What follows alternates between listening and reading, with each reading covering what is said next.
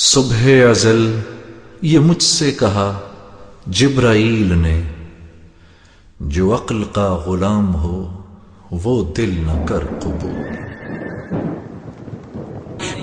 بکر عمر عثمان ولی، بکر عمر عثمان ولی، یاران نبی میں سب سے جلی، بکر عمر عثمان ولی، اصحاب محمد حق کے ولی، بکر عمر عثمان ولی، یاران نبی میں سب سے جلی، بکر عمر عثمان ولی، بکر عمر عثمان ولی۔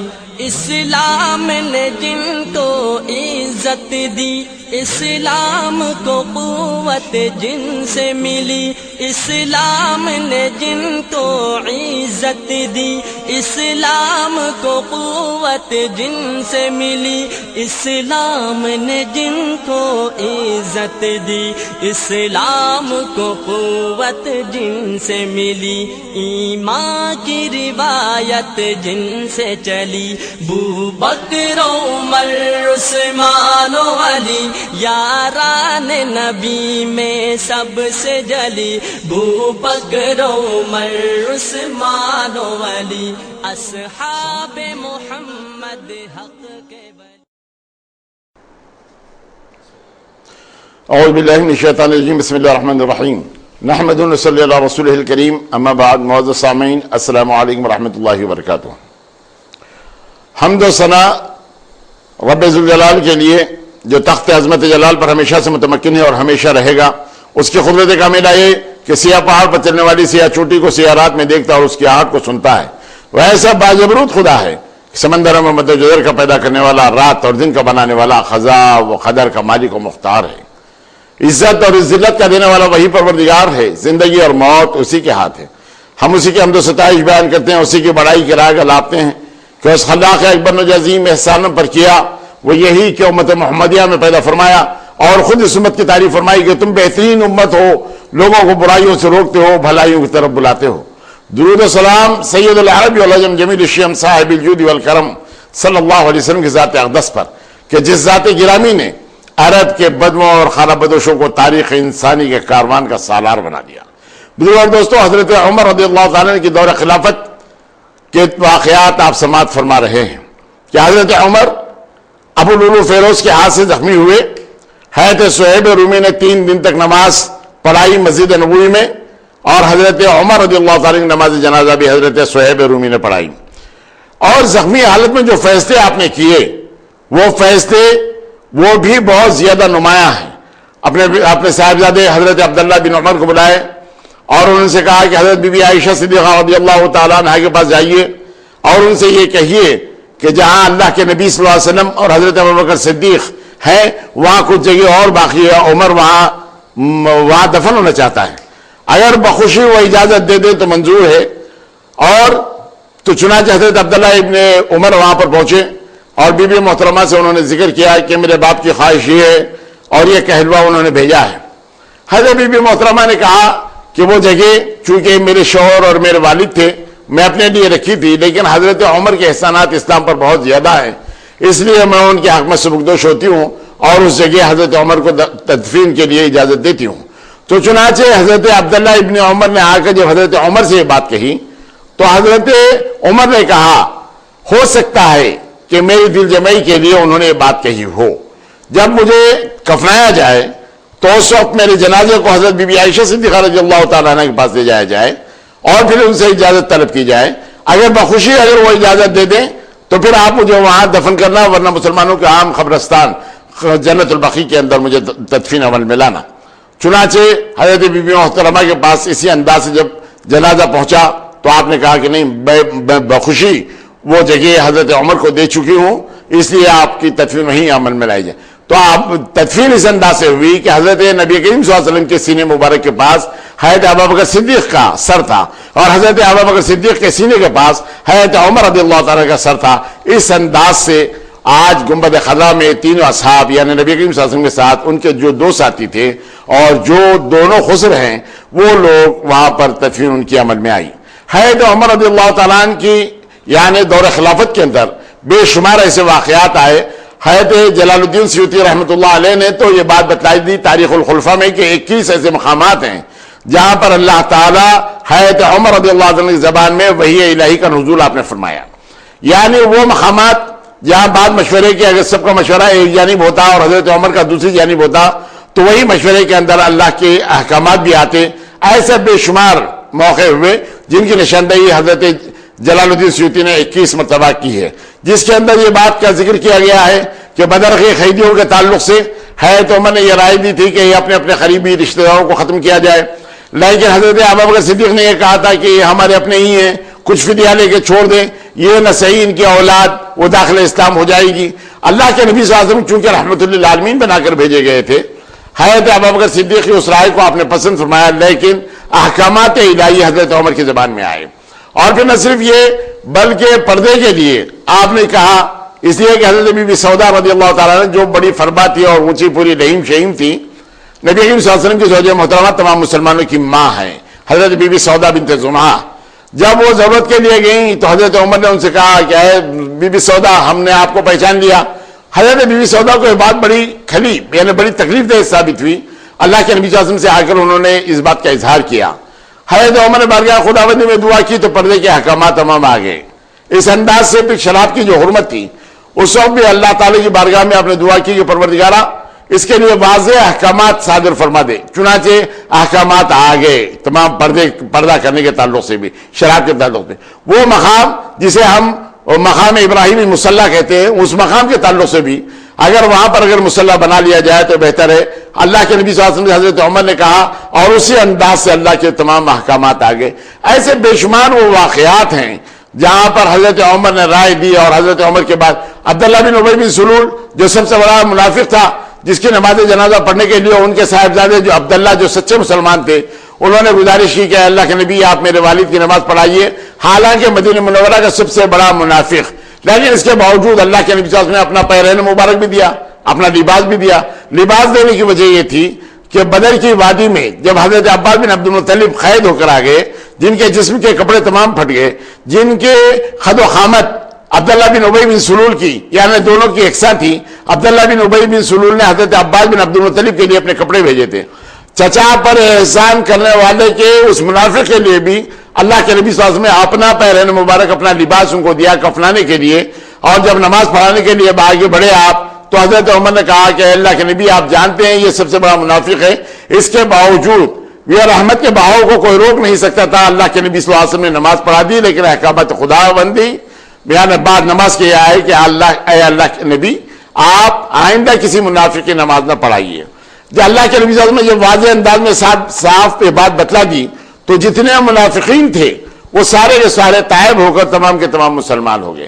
تو بزرگوں اور دوستو، بسا اوقات ایسا بھی ہوا کہ حضرت عمر رضی اللہ تعالیٰ نے اپنے کیے ہوئے فیصلے کے اوپر جب ان کے اوپر اعتراض کیا گیا تو اس کے وجوہات جاننے کے بعد اپنی غلطی کا جب اعتراف ہو گیا تو اس وقت انہوں نے اس بات کو واضح انداز سے کہہ دیا. جیسے حضرت علی ابن ابی طالب نے ایک وہ ایسی عورت کو جس کو حضرت عمر نے سنسار کرنے کے لیے رجم کرنے کے لیے آپ نے حکم دیا تھا، آپ نے روکتے ہوئے کہا کہ اس عورت کو چھوڑ دو.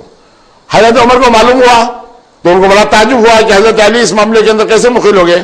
پھر فوراً آپ نے حضرت علی سے پوچھا کہ علی کیا بات ہے، اس عورت کو جس کو رجم کرنے کے لیے میں نے کہا تھا آپ نے اسے چھڑا دیا.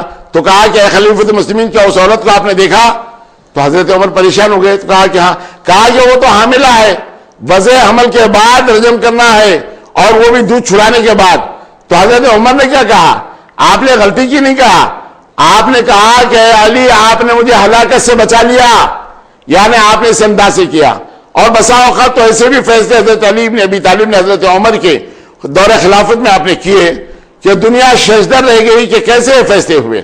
جیسے دو عورتوں نے، ایک شوہر کی دو عورتیں تھیں، دونوں عورتوں نے اس بات کا دعویٰ کیا کہ لڑکا میرا ہے، حالانکہ ایک کا لڑکا تھا اور ایک کی لڑکی، لیکن لڑکی والی بھی استدلال پیش کر رہی تھی کہ لڑکا میرا ہے. اور حضرت علی ابن ابی طالب کے سامنے جب یہ مقدمہ آ گیا تو حضرت علی ابن ابی طالب نے دونوں سے دودھ منگوایا اور جس کا دودھ گاڑا تھا اس کے حوالے لڑکا کیا.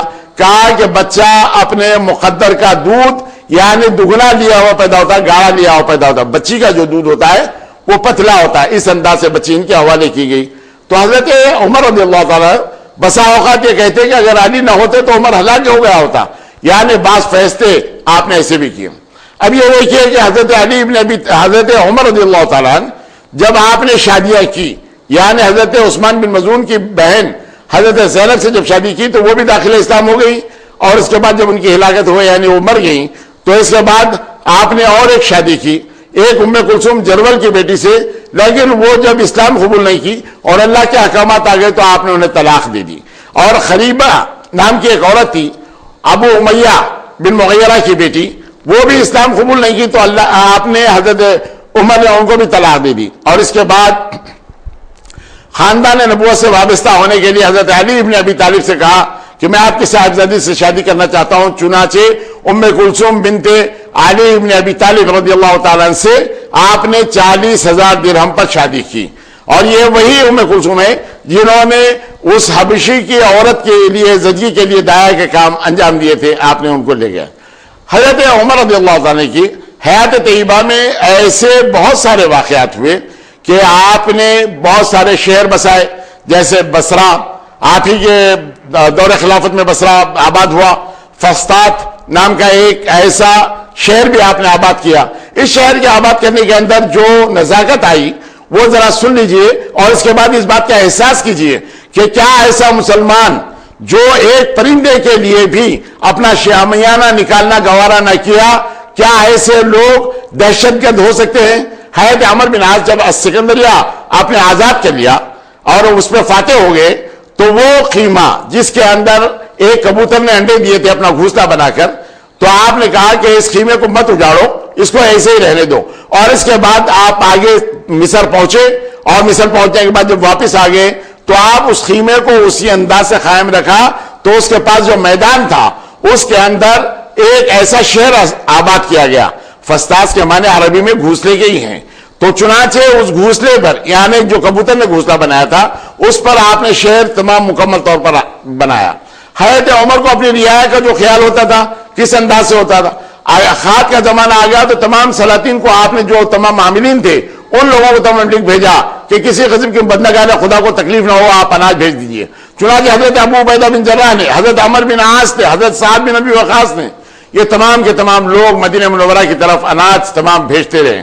اور پھر اس زمانے میں ذوالکلاء نام کا ایک شخص آیا جو طائف کے بادشاہوں کے قبیلے سے جس کا تعلق تھا، اور اس نے بڑے روتے ہوئے انداز میں دعائیں کی بارگاہ خداوندی میں. تو اس وقت آپ نے بڑے تعجب سے پوچھا کہ وہ شخص کیا بات ہے اتنا انہماک اور اس کے بعد اللہ سے ایسی ناراضگی کہ اللہ تعالیٰ اس کی تیری دعاؤں کو قبول نہیں کرے گا، یہ کیا بات ہے؟ تو اس نے کہا کہ اے عمر مجھ سے بہت بڑے گناہ سرزد ہوئے ہیں.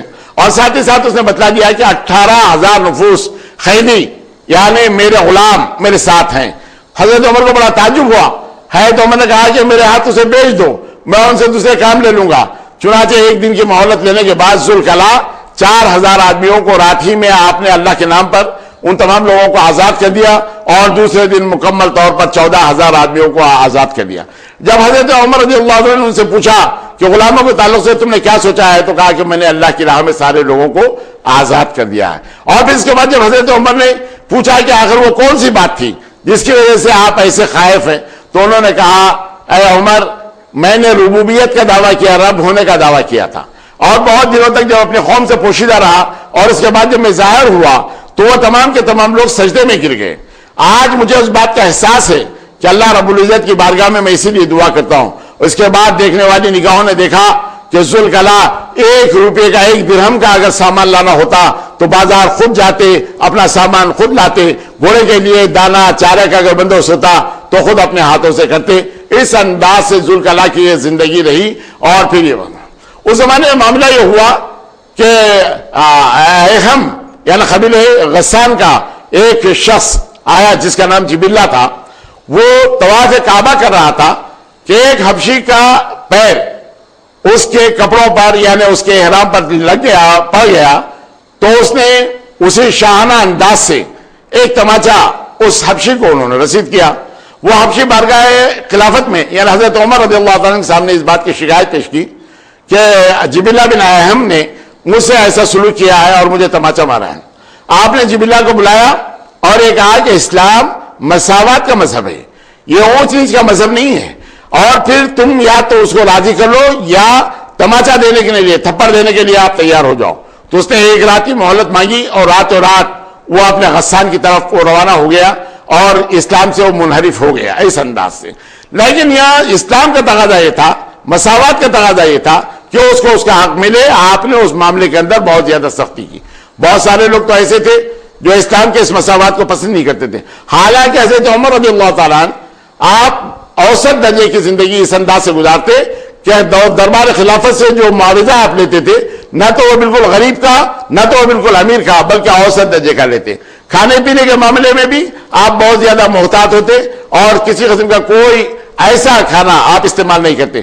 جیسے ایک دعوت میں آپ پہنچے اور آپ نے دیکھا کہ گوشت بنا ہوا ہے اور اس میں گھی ہے, تو آپ نے کہا کہ دو چیزیں علیحدہ علیحدہ بھی استعمال کی جا سکتی تھی, لیکن ایک جگہ تم نے جمع کیا اس لیے میں کھانے سے انکار کرتا ہوں. آپ نے یہ عمل کیا اور اپنے نفس پر قابو پانے کے لیے کیا کیا, اپنے غلام اسلم سے کہا کہ آج مچھلی کھانے کے لیے جی چاہتا ہے. غلام بہت دور گیا, مچھلی خرید لایا اپنے آقا کے لیے, تو آپ نے وہ مچھلی کو رکھوا دیا اور جا کر پہلے اونٹ کی حالت آپ نے دیکھی کہ مجھ سے میرے نفس کے لیے ایک جانور پر کس قسم کا ظلم ہوا. انہوں نے دیکھا کہ کان کے پاس اس اونٹ کے پسینہ آ رہا ہے, حالانکہ غلام نے اس کو نہلا کر واپس لانے کے بعد آپ نے کہا کہ نہیں وہ مچھلی اب میں استعمال نہیں کر سکتا, اس لیے کہ اس کی وجہ سے میری وجہ سے اس جانور کو بڑی تکلیف ہوئی. یہ نفس کا عالم. اور نہ صرف یہ بلکہ جب بیٹا گوشت کھا رہا تھا تو اس کو بھی آپ نے برداشت نہیں کیا. جب خربوز کھا رہے تھے وہ خیات کے زمانے میں, تو کہا کہ لوگوں کو روٹی بھی نہیں ملتی اور تم خربوز کھا رہے ہو. اس انداز سے انہوں نے چھین لیا اس کو اور تمام کا تمام دے دیا. تو بزرگوں دوستوں, بڑے بڑے اکابرین جب آپ سے ملنے کے لیے آتے اور آپ کے ساتھ بیٹھتے تو آپ دیکھتے کہ زیتون کے تیل کے ساتھ جو کی روٹی آپ کھا رہے ہیں اور موٹا پسا ہوا نمک سامنے رکھا ہوا ہے. بڑے لوگوں سے کھانا نہیں کھایا گیا اور دوبارہ سے کھانا نہیں کھایا گیا, تو کہا کہ اگر کھانا نہیں کھا سکتے تو اٹھ جاؤ. اس انداز سے آپ نے ان کو ایک کیا. لیکن تو وہ آپ کے دور خلافت میں جو شہر آباد ہوئے, بصرہ, کوفہ, فسطاط, یہ تمام شہروں کو آباد کرنے والی شخصیت کا نام حضرت عمر رضی اللہ تعالیٰ نے. اور پھر وہ بعد میں جو چھاونیاں قائم کی گئی, یعنی سکندریہ کے پاس دریائے نیل کے کنارے کہیں رومی حملہ نہ کر دے, اس انداز سے بھی جو شہر آباد کیے گئے تاکہ رومیوں سے بھی حفاظت ہو, تو وہاں بعد آپ نے قلعہ بنانے کا بھی حکم دیا. حضرت عمر رضی اللہ تعالیٰ نے وہ کیفیت تھی کہ آپ کسی بات کو اگر مناسب نہیں سمجھتے تو اس بات کو رد کر دیتے, اور پھر قرآن کے معاملے میں تو اتنا زیادہ محتاط تھے, اس انداز سے آپ وہ کرتے کہ مت پوچھئے. اپنے تمام درباریوں میں, یعنی اپنے تمام جو لوگ آپ کا حلقے میں تھے, آپ کے جو دوست تھے, اس کے اندر حضرت عبداللہ ابن عباس کو بھی آپ موقع دیا کرتے تھے جن کی عمر بہت کم تھی. ایک مرتبہ حضرت ابو عبیدہ بن جراح نے کہا ان کے برابر تو ہمارے لڑکے ہیں اور اس لڑکے کو تم اس محفل کے اندر تمام بڑے لوگوں کی نشست کے اندر آپ بٹھاتے ہیں. تو اس وقت حضرت عمر نے سارے لوگوں کا ایک امتحان لیا اور امتحان لیتے ہوئے کہا کہ اچھا یہ بتاؤ اذا جاء نصر اللہ کی جو تفسیر ہے وہ تمام بیان کرو. سارے لوگوں نے جب تفسیر بیان کی تو حضرت عبداللہ ابن عمر سے بھی آپ نے وہی سوال کیا. حضرت عبداللہ ابن عمر نے اس کی وضاحت کرتے ہوئے یوں کہا کہ اس کے اندر اللہ کے نبی صلی اللہ علیہ وسلم کے اس دنیا سے پردہ فرمانے کے اشارات ہیں. حضرت عمر نے تمام لوگوں سے کہا چونکہ ان میں یہ قابلیت ہے اس لیے میں اس لڑکے کو اپنی محفل میں بٹھاتا ہوں تاکہ یہ اور زیادہ واضح انداز سے تمام بات سیکھ سکے. اس انداز سے حضرت عمر کا یہ تمام خیالات تھے. اور ایک موقع ایسا بھی آ گیا جہاں تمام اکابرین صحابہ کی رائے منقسم ہو گئی. وہ معاملہ یہ کہ جو فتوحات ہیں, یعنی جو تمام شہر مجاہدوں کی کثرت کی وجہ سے, مجاہدوں کی فتح و کامرانی کی وجہ سے جب یہ معاملہ ہو رہا ہے تو کیا وہ زمینیں بھی تمام مجاہدوں کے اندر تقسیم کر دی جائے یا صرف مال غنیمت تقسیم کیا جائے.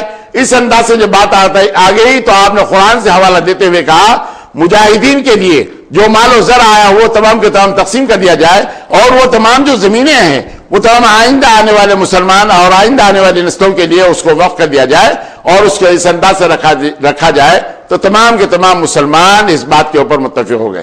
آپ سن کر تعجب کریں گے, میدان کارزار ہے قادسیہ کا, اس وقت حضرت عمر رضی اللہ عنہ نے کیا کیا.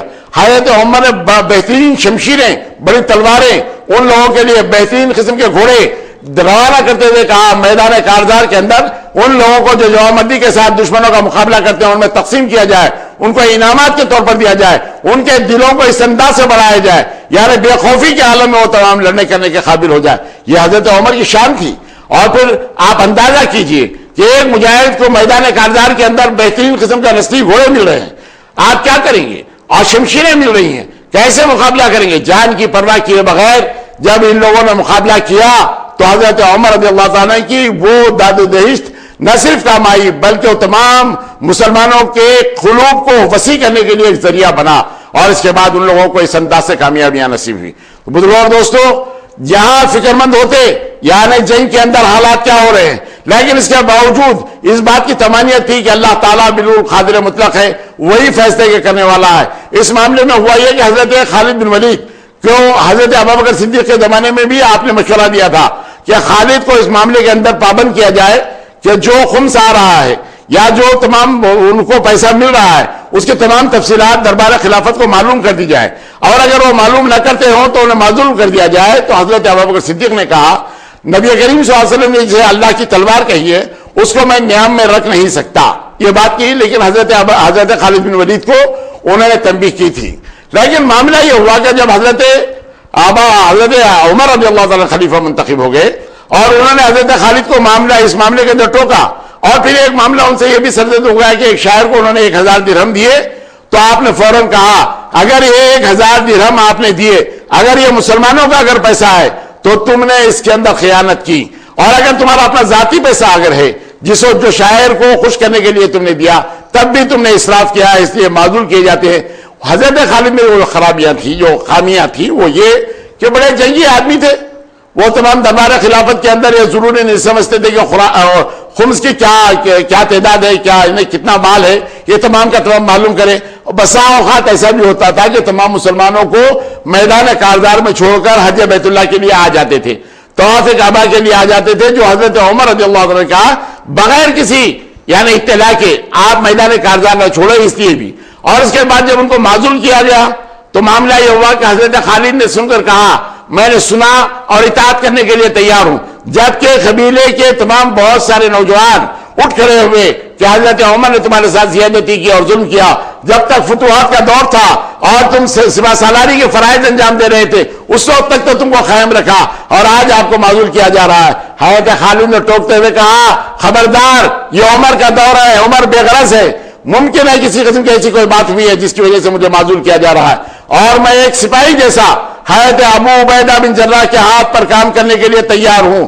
آپ نے بڑی سعادت مندی کے ساتھ یہ بات کہی، اور جب مدینہ واپس آئے تو اس وقت حضرت عمر سے جب گفتگو ہوئی تو حضرت عمر نے کہا، حضرت خالد نے کہا کہ اے عمر تم نے بڑا ظلم مجھ پر کیا، جب تک فتوحات کا دور تھا مجھے سپہ سالاری پر قائم رکھا، اور جب فتوحات کا دور ختم ہو گیا تو آپ نے مجھے معذور کر دیا. تو اس وقت حضرت عمر رضی اللہ تعالیٰ نے بتایا اے خالد، جو فتح اور نصرت مل رہی ہے وہ اللہ کی طرف سے ہے، کثرت اقلت پر اس کا کسی قسم کا کوئی دار و مدار نہیں، اور نہ لوگ یہ سمجھیں کہ خالد کی وجہ سے فتح اور کامرانی ہوئی. اور میں دنیا کو یہ بتلانا چاہتا تھا عمر جیسا ایک نئی انسان بھی خالد جیسے ایک سپہ سالار کو معذور کر سکتا ہے، اور یہ بتانا چاہتا ہے کہ تمام فتح اور نصرت کا دار و مدار اللہ کی دین پر ہے، اور میں نے اس لیے تمہیں معذور کیا. حضرت خالد نے کہا کہ میرا دل تمہارے تعلق سے جو صاف ہو گیا. آپ نے کہا کہ پہلے اپنا حساب دے دیجئے. چنانچہ جو پیسہ زائد نکلا وہ بیت المال میں تمام تقسیم کر دیا، داخل کر دیا گیا. اس انداز سے تمام ممالک محروسہ میں یہ بات بتلا دی گئی کہ حضرت خالد کو محض اس لیے معذور نہیں کیا گیا بلکہ معذور کرنے کی وجہ یہ تھی، اور ان کا اپنا مقام اور مرتبہ اسی مقام پر قائم ہے. دوستوں میں آپ کو بتا دوں کہ 18 ہجری میں آج طاعون امواس ہوئی، یعنی ایک ایسی بیماری جس کے اندر 25,000 سے زیادہ مسلمان شہید ہو گئے. اللہ کے نبی صلی اللہ علیہ وسلم نے فرمایا شہادت کے جو درجے ہیں، ایک سری شہادت ہے، ایک جہری شہادت ہے، اس کے علاوہ شہید ہونے والوں کی تعداد میں طاعون میں اگر مر جائے، پانی میں اگر ڈوب جائے، اور کسی حادثے کے اندر اگر مر جائے، یا عورت بچہ دیتے ہوئے اگر مر جائے، تو یہ تمام کے تمام شہید ہے. اپنے مال کی، اپنے عصمت کی، اپنے عزت کی حفاظت کے اندر اگر کوئی آدمی مارا جائے یہ بھی شہید ہے. تو اس وقت یہ جب طاعون آیا اور آپ کو جب یہ معلوم ہوا تو آپ اس مقام تک پہنچے. پھر یہاں پر آنے اور وہاں تک جانے کے لیے آپ نے تمام اکابرین صحابہ سے مشورہ کیا. تو حضرت عبد الرحمن بن عوف نے کہا اللہ کے رسول صلی اللہ علیہ وسلم سے میں نے سنا ہے یہ جہاں بیماری آ جائے وہاں سے بھاگنا نہیں چاہیے، اور جہاں بیماری ہے وہاں جانے سے احتیاط کرنا چاہیے۔ تو حضرت عمر رضی اللہ عنہ وہاں سے پلٹ گئے، تو حضرت ابو عبیدہ بن جراح نے کہا کہ اے عمر، کیا تقدیر الہی سے بھاگے جا رہے ہو؟ تو حضرت عمر نے پلٹ کر کہا ابو عبیدہ یہ بات آپ کی زبان سے نکلی، اگر کسی اور کی زبان سے نکلتی تو میں سخت جواب دیتا، لیکن سن لو میں تقدیر الہی سے تقدیر الہی کی طرف جا رہا ہوں، یعنی حضور اکرم صلی اللہ علیہ وسلم کی حدیث معلوم کرنے کے بعد میں جا رہا ہوں۔ اور اس کے بعد مدینہ منورہ پہنچنے کے بعد حضرت ابو عبیدہ بن جراح کو اپنے پاس بلایا ہے کہ ابو عبیدہ بن جراح نے سمجھ لیا کہ ممکن ہے یہ تمام تعاون کا کہیں ان پر اثر نہ ہو، اسی لیے مجھے بلایا جا رہا ہے، میں مسلمانوں کو ایسی حالت میں چھوڑ کر آپ کے پاس آ نہیں سکتا۔ حضرت ابو عبیدہ بن جراح نے جب جواب دے دیا اور وہ تحریر جب حضرت عمر کے پاس آ گئی تو حضرت عمر رونے لگے، اور پھر اس کے بعد احکامات یہ دیے کہ کم سے کم ان تمام لوگوں کو ایک ایسے مقام پر لے جاؤ جہاں بیماری کا زور نہ ہو، جہاں معاملہ خشک ہو، جہاں پر کسی قسم کی سردی نہ ہو، ایسے مقام پر۔ تو حضرت ابو عبیدہ بن جراح نے ان کو اس مقام پر پہنچا دیا، لیکن مقدر کی بات کچھ اور تھی۔ حضرت ابو عبیدہ بن جراح آپ کے بیٹے اور اس کے ساتھ معاذ بن جبل کو آپ نے اپنی ذمہ داریاں سونپتے ہوئے آپ شہید ہو گئے، یعنی تعاون کے اندر ہی آپ کا انتقال ہو گیا۔ اس کے بعد حضرت معاذ بن جبل رضی اللہ تعالیٰ عنہ جو بہت درجے کے صحابی تھے اور جن کو قرآن پڑھنا بہت زیادہ اچھا آتا تھا، جن کے قرآن کے پڑھنے کی تعریف اللہ کے رسول صلی اللہ علیہ وسلم نے فرمائی تھی، آخر کار وہ بھی اس مرض کے اندر آ جاتے ہیں اور اس کے اندر ان کی بھی شہادت سے اس انداز سے ہو جاتی۔ یعنی 18 ہجری کے اندر یہ تعاون ایسے آیا کہ جس کے اندر 25,000 مسلمان اس سے زیادہ تمام کے تمام درجے شہادت پر فائز ہو جاتے ہیں بغیر کسی لڑائی کے ایسے مقام کے اوپر۔ تو بزرگوں اور دوستو، یہ حضرت عمر رضی اللہ عنہ کا جو دور ہے، دور خلافت، 10.5 سالہ دور خلافت ہے۔ 10.5 سالہ دور خلافت میں اللہ کے نبی صلی اللہ علیہ وسلم کے فرمان کے مطابق جب تک عمر زندہ ہے اس وقت تک یہ فتنوں کے دروازے تمام کے تمام بند رہیں گے، کوئی بھی آدمی اس کے اندر فتنہ کرنے کے لیے جرأت نہیں کر سکے گا۔ وہ بالکل من نوعان اللہ کے نبی صلی اللہ علیہ وسلم کی جس انداز سے آپ نے گفتگو فرمائی تھی، جس انداز سے پیشن گوئی فرمائی، اسی انداز سے معاملہ ہوا۔ اور حضرت عمر کے بعد جب حضرت عثمان غنی کا دور آیا تو اس کے اندر پھر یہ فتنوں کے دروازے تمام کے تمام کھل گئے۔ حضرت عمر ہر آدمی کی جانچ کر لیا کرتے تھے۔ حضرت عمار بن یاسر کو آپ نے بلایا اور اس کے بعد دیکھا کہ ان کے اندر یہ اہلیت ہے یا نہیں، اور اس کے بعد آپ نے معزول فرما دیا۔ حضرت سعد بن ابی وقاص کو بھی ایک مرتبہ آپ نے وہ فرما دیا، ان کو اپنے مقام سے تمام ہٹا دیا۔ وجہ دوستو یہ تھی کہ اگر کسی میں یہ اہلیت ہے تو اس کو خدمتیں کر رہا ہے بندگان خدا کی، تو ان کو اپنے مقام پر ان کو قائم رکھتے، اور کسی قسم کے تمام عاملوں کے اوپر بڑی گہری نظر ہوتی کہ کسی قسم کے وہ لوگ کوئی غلط کام نہ کرے۔ اس لیے کہ بھیجنے سے پہلے ان کو تمام باتوں کے لیے ان کو پابند کیا جاتا تھا کہ ترکی گھوڑے پر نہ بیٹھے، رات میں دروازہ بند نہ رکھے، اپنے دروازے پر دربان کو نہ رکھے، اور باریک کپڑے آپ استعمال نہ کریں۔ یہ تمام کے تمام شرائط سارے کے سارے بتلا دیا کرتے، اور اگر اس کے بعد کوئی خلاف ورزی کرتے تو پھر اس کے بعد ان کا انجام اسی انداز سے ہوا کرتا تھا۔ جیسے عیاض بن غنم کو آپ نے بلا کر دیکھا کہ واقعی ململ کے کپڑے پہنے ہوئے، فوراً کپڑوں کو اتار دیا، بالوں کا ایک نندے والا کپڑا پہنا کر ان کو کہا کہ جاؤ بکریاں چرا کر لے آؤ، اس لیے کہ تمہارے باپ کا نام غنم تھا، غنم کے معنی بکری، اور بکریوں کے چرانے والے تم ہو، اللہ تعالیٰ نے تمہیں عزت و شرف سے نواز دیا، تو تم بندگان خدا پر اس انداز سے حکومت کرتے ہو۔ اس انداز سے آپ نے بھیجا دیا، یعنی عاملوں پر بھی اس انداز کی سختی۔ حضرت عمر کا یہ وتیرہ رہا کہ کسی قسم کی کوئی اور بات نہ ہو جائے۔ حضرت عمر کے ایمانی حرارت کا معاملہ کیا ہے؟ حضرت عمر کے پاس یعنی 2 اشخاص ایسے آئے جس کے اندر کہتے ہیں کہ یہودی تھا ایک مسلمان، اور پھر اللہ کے نبی صلی اللہ علیہ وسلم کے پاس جب یہ فیصلہ گیا تو اللہ کے نبی صلی اللہ علیہ وسلم نے یہودی کے موافق میں فیصلہ کیا، اور پھر جب یہ اس مسلمان نے کہا عمر چونکہ سخت ہے، حضرت عمر کے پاس جائیں گے تو وہ یہودی کے خلاف میں کریں گے، ایک دل اور دماغ میں بات تھی، اور فوراً جب وہ حضرت عمر کے پاس اس یہودی کو لیا ہوا وہ مسلمان آیا، تو بظاہر جو مسلمان تھا لیکن وہ منافق تھا، وہ آنے کے بعد کہا کہ ہمارا فیصلہ کر دیجئے، تو اس یہودی نے صرف ایک بات کہی کہ میں اللہ کے رسول صلی اللہ علیہ وسلم نے میرے حق میں فیصلہ کیا ہے۔ تو حضرت عمر نے پوچھا کہ اللہ کے رسول کے پاس جانے کے بعد پھر میرے پاس آئے ہو؟ تو کہا کہ ہاں، تو فوراً کہا کہ ابھی میں آپ کا انصاف کرتا ہوں۔ اندر گئے، تلوار لیے ہوئے آئے اور اس مسلمان کی گردن کو آپ نے مار دیا۔ تو مدینے میں ایک شورا ہوا کہ حضرت عمر نے ایک مسلمان کو مار دیا۔ اللہ کے نبی صلی اللہ علیہ وسلم کے پاس جب یہ بات پہنچی تو حضور نے فرمایا کہ عمر ایسا کام نہیں کر سکتے کہ کسی مسلمان کو مار دے۔ چنانچہ آپ نے پوچھا تو کہا کہ اے اللہ کے رسول، اگر آپ کے فیصلے پر کسی کو اختلاف ہو تو مسلمان نہیں، منافق ہے، میں نے ایک منافق کو ختم کیا، مسلمان کو نہیں۔ اور سارے لوگوں نے اس بات کی تائید کی کہ بلا شبہ حضرت عمر کی جو سوچ تھی وہ بالکل صحیح تھی۔ اللہ کے نبی صلی اللہ علیہ وسلم نے فرمایا جو علم اللہ تعالیٰ نے مجھے نوازا، اس کے اندر سب سے زیادہ علم حضرت عمر کو تھا۔ حضرت عمر کو آپ اللہ کے نبی صلی اللہ علیہ وسلم نے خواب میں دیکھا کہ بہت زیادہ لمبے کپڑے پہنے ہوئے، بعض کے کپڑے چھوٹے ہیں، بعض کے کپڑے پیٹ تک لگے ہوئے ہیں، لیکن حضرت عمر کا ایسا جبہ تھا کہ جو زمین پر گر رہا تھا۔ پھر اللہ کے نبی نے اس کی تعبیر یوں بتائی کہ یعنی آپ کو اللہ تعالیٰ بہت زیادہ علم سے نوازے گا۔ اللہ کے نبی صلی اللہ علیہ وسلم نے ایک مرتبہ فرمایا، اے عمر، میں نے جنت میں دیکھا ایک عورت ایک نہر کے اوپر وضو کر رہی ہے، اور میں نے پوچھا فرشتوں سے، تو فرشتوں نے بتایا کہ عمر کا مکان ہے، مجھے تمہاری غیرت یاد آ گئی، اس لیے میں نے مکان میں قدم نہیں رکھا۔ اس وقت حضرت عمر روتے ہوئے کہنے لگے، اللہ کے رسول میں آپ سے کیسے غیرت کروں؟ اس وقت اللہ کے نبی صلی اللہ علیہ وسلم نے فرمایا کہ میں نے جنت میں تمہارا مکان دیکھا۔ اور اس کے بعد انکساری کا عالم کیا تھا حضرت عمر کی؟ ایک تنکا اٹھاتے ہوئے کہتے کاش میں تنکا ہوتا، نہ تو روزہ قیامت ہوتی، نہ تو حساب کتاب دینے کا موقع ہوتا۔ بسا اوقات فرماتے میں ایک دمبا ہوتا، لوگ مجھے کاٹتے، میرا شوربہ بنایا جاتا اور تمام لوگوں میں تقسیم کیا جاتا اور سارے کے سارے لوگ اسے کھا لیتے، تو اس سے زیادہ اچھا ہوتا تھا۔ یہ حضرت عمر کی وہ فراست تھی کہ آپ کی بالغ النظری بہت زیادہ دور تک تمام کام کرتی تھی کہ کیا ہونے والا ہے، کیا ہو رہا ہے، آپ کی نگاہیں یہ تمام دیکھتی، اسی لیے تمام لوگوں پر گرفت آپ کی بڑی مضبوط تھی۔ اور پھر جو انصاف ہوتا، کوئی سامنے کسی قسم کا کوئی بات کرنے کے لیے جرت نہیں کر سکتا تھا۔ جسم پر پیون زدہ کپڑے ہیں لیکن اس کے باوجود جلال کا عالم یہ ہے کہ مت پوچھیے۔ ہیلمٹ کے پہننے سے تمام بال سر کے کم ہو گئے اور مونچھیں بڑی بڑی تھی، تمام گال پچکے ہوئے تھے، بعد رنگ گندمی ہو گیا، سیاہ جلد پڑ گئی زیتون کے استعمال سے خاد کے زمانے میں، ورنہ گورے چٹے تھے آپ اس انداز سے۔ اور پھر اولاد میں حضرت عبداللہ ابن عمر نے بڑا مقام، حضرت عبیداللہ ابن عمر نے بڑا مقام آپ نے پایا، بڑے یعنی وسیع مقامات پر وہ لوگ تمام فائز ہوئے۔ اور پھر حضرت عمر نے جو باریک بینی سے کام لیتے ہوئے 6 اشخاص کا انتخاب کیا، جس کے اندر اپنے قبیلے بنو عدی کے کسی آدمی کو اس کے اندر شامل نہیں کیا، حالانکہ سعید بن زید عشرہ مبشرہ میں سے ہیں، آپ کی جو بہنوی ہے حضرت بی فاطمہ کے شوہر ہیں، ان کی فاطمہ بنت خطاب کے شوہر ہے، لیکن اس کے باوجود آپ نے قبیلہ بنو عدی کے کسی آدمی کو اس دوڑ کے اندر شامل نہیں رکھا، اور حضرت ابو طلحہ زید انصاری کو بلا کر کہا ان کا محاصرہ کر لو اور یہ لوگ 3 دن کے اندر اندر اپنا خلیفہ منتخب کر لے، اگر 3 دن کے اندر کسی کو اگر اختلاف ہو تو معاملہ ختم ہو جائے۔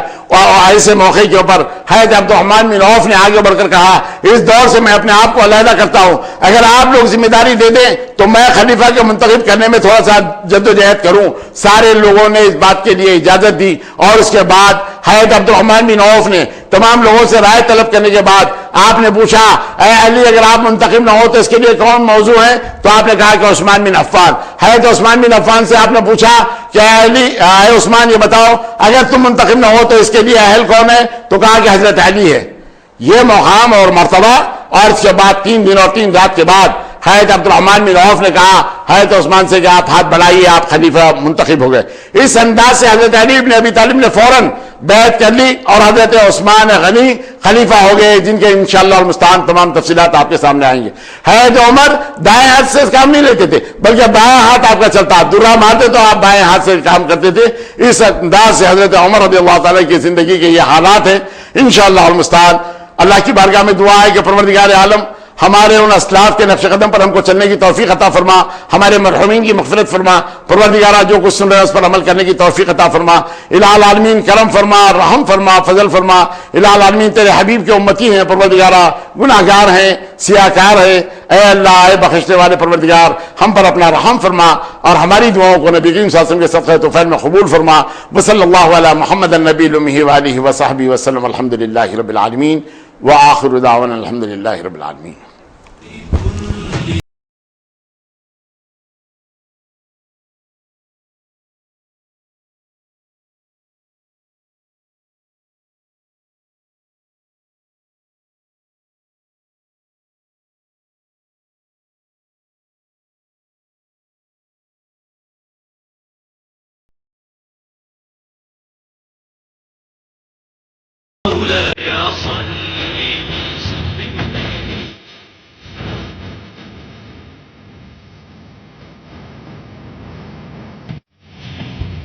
يا ربي